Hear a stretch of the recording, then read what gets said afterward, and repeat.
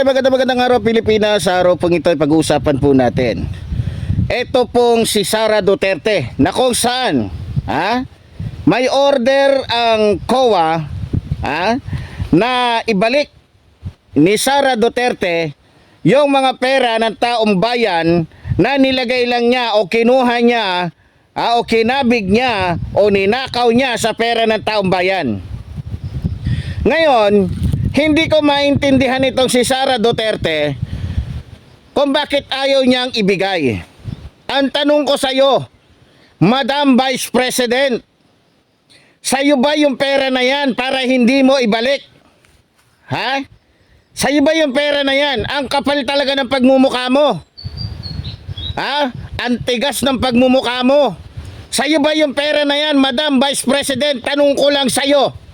Sagutin mo yung tanong ko sa'yo. Sa'yo ba yung pera na yan para ibulsa mo? Pinababalik na sa'yo ng COA. Bakit ayaw mo pa rin ibalik? Bakit ayaw mo pa rin ibalik? Nagastos mo na ba? Nagamit mo na ba? Naipamigay mo na ba? O baka naibayad mo na kay Kopman?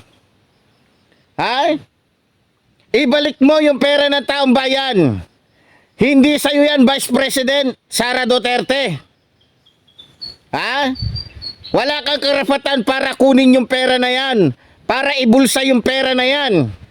Pera namin yan. Pera namin yan. Hindi ka ba naaawa sa mga maralita? Hindi ka ba naaawa sa mga pulube? Hindi ka ba naaawa sa mga taong mas nangangailangan ng pera ngayon, lalong-lalo na't may krisis na nangyayari ngayon dito sa ating bansa? Kapal ng pagmumukha mo. Habang naka-aircon kayo, mga anak mo, asawa mo, pamilya mo, mga kamag-anak mo, mga diputa kayo, maraming mga Pilipino ang naghihirap. Halos hindi makakain ng 3 beses sa isang araw. Sobrang kapal talaga ng pagmumukha mo. Tapos kung umarte ka, pag umasta ka, pag magdrama ka, akala mo naman talaga tunay na may malasakit sa mga Pilipino. Pero ang totoo, pasakit ka sa mga maralita. Dagdag pahirap ka sa mga taong nanghihirap na dito sa bansang ito. Bakit ayaw mo ibalik, Vice President Sara Duterte? Simple lang yung tanong ko sa'yo. Sa'yo ba yung pera na yan na inilagay mo sa sarili mong bulsa? Sa'yo ba? Para magtigas-tigasan ka, ibalik mo. Nananawagan na. Nagdala na ng nagpadala na sa'yo ng sulat yung COA. Para ibalik yung pera ng taong bayan. Anak ng teteng talaga kayo, mga Duterte kayo. Pag umasta kayo, pag nagsalita kayo, akala ninyo talagang makadiyos kayo. Makatao kayo, makabansa kayo. Pero ang totoo, maliban ng mga traidor kayo, mga tao kayong halang ang bituka. Mga walang puso, mga walang damdamin sa mga Pilipinong tunay na nagdurusa. Talaga naman, mas matindi. Totoo pala yung sinasabi ng tatay mo, na mas matindi ka pa sa kanya pagdating sa pagnanakaw. Totoo pala yung sinasabi ng tatay mo na mas matindi ka pa sa kanya pagdating sa pagiging mamamatay tao, pagdating sa pagiging manloloko, pagdating sa pagiging magnanakaw. Talaga. Sa totoo lang, Vice President Sara Duterte, kung taong bayan lamang ang masusunod, matagal ka nang wala dyan sa pwesto mo. Dahil yung mga taong katulad mo na ang iniisip lamang ay sarili, hindi bagay sa bansang ito. Ang bagay sa bansang ito na mamuno ay yung mga taong tunay na mayroong malasakit sa mga maralita. Tunay na mayroong damdamin para sa mga Pilipinong nagnanais ng kaginhawaan. Ikaw, iba yun sa'yo eh. Napakagaling mo magdrama. Napakagaling ninyong manloko.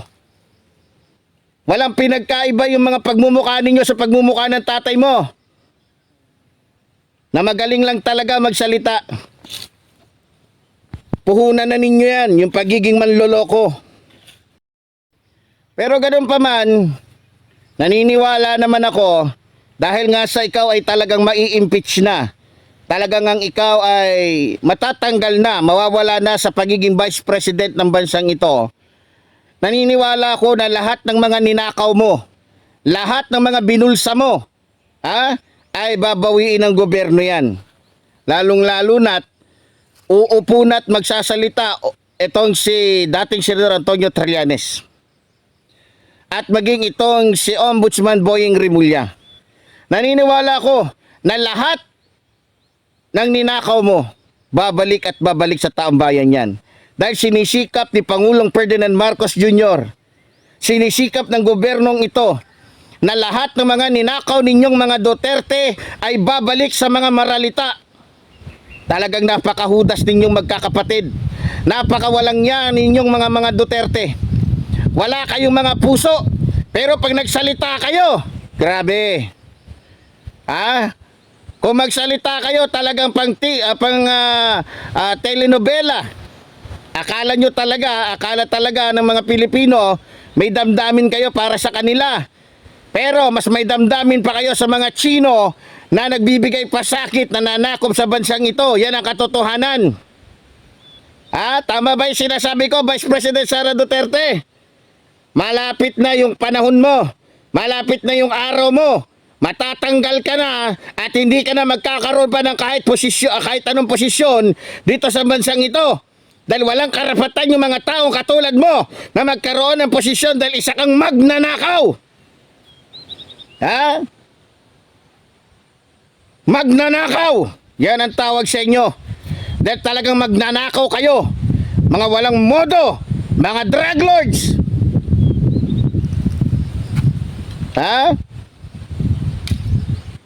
Lahat ng baho ninyo maglalabasan na, Vice President Sara Duterte. Maglalabasan na at wala nang makakapigil. Makikita't malalaman ng mga Pilipino kung ano ang katotohanan sa likod ng inyong mga kasinungalingan. Pag nagsalita ka, akala mo hindi alam ng taong bayan kung ano ka. Magsalita ka, tuturuan mo yung mga tao na kailangan maging ganito, kailangan maging ganyan. Ang tanong, ganun ka ba? Tuturuan mo yung mga tao na wag gumawa ng masama. Ikaw, ano ka? Mabuti ka ba? Tuturuan mo yung mga tao na maging ganito, maging ganyan. Ginagawa mo ba? Wala kang pinagkaiba sa Panginoon mong si Kibuloy. Wala kang pinagkaiba sa Panginoon mong si Kibuloy. Pag nagsalita, akala mo talaga banal. Pero banal na aso pala. Vice President Sara Duterte. Anak ka ng tatay mong demonyo. Wala ka talaga. Wala ka talagang pinagkaiba at masigit ka pa sa tatay mo. Pero, ganun pa man, dahil sa nagsisikap nga itong ating mga congressman na talagang ipaglaban ang mga mamamayan, ipaglaban ang mga Pilipinong niloloko ng mga taong katulad ni Sara Duterte, natitiyak ko na sa bandang huli, tayo pa rin po mga kababayan ang magwawagi. At itong kasinungalingan ni Sara Duterte ay patuloy na mabubunyag at hindi magwawagi yung mga taong katulad nila dahil itong mga ito ay talagang salot sa ating lipunan. Kahit anong gawin mo, Vice President Sara Duterte, hindi mo na maloloko ang taong bayan. Dahil gising na kami sa katotohanan at alam na namin kung ano at sino ka. Alam na namin kung gaano kayo kababoy. Alam na namin kung gaano kayo kagarapal, kung gaano kayo kabuhaya, kung gaano kayo kung gaano kayo kasama. Tingnan nyo, mismo dyan sa Davao City, 80% na ng mga Pilipino dyan nagigising na sa katotohanan. Namumulat na sa katotohanan, lalong-lalo na yung mga kabataan dyan. O, gagamitin nyo pa yung pera ninyo para pambayad sa mga taga Davao na mukhang pera. Pero hindi naman lahat. Ha?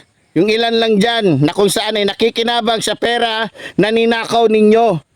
Ha? Kaya sa mga DDS dyan sa Davao, nakakaya kayo, nakikihati kayo, ha? Nakikibahagi kayo sa pera na ninakaw ng mga Duterte sa taong bayan. Ang kakapal ng pagmumukha ninyo, kayong mga taga Davao na nababayaran ng mga Duterte. Ha? Kayong mga DDS, kayong lahat, mga kurap din kayo dahil nakikinabang kayo sa pera ng mga Duterte na ninakaw nila sa mga Pilipino. Yun lang. Sa mali po, tulad po na sinasabi ng lingkod, mabuhay po ang ating inang bayan. Mabuhay po nagmamahal sa ating inang bayan. Maraming salamat po.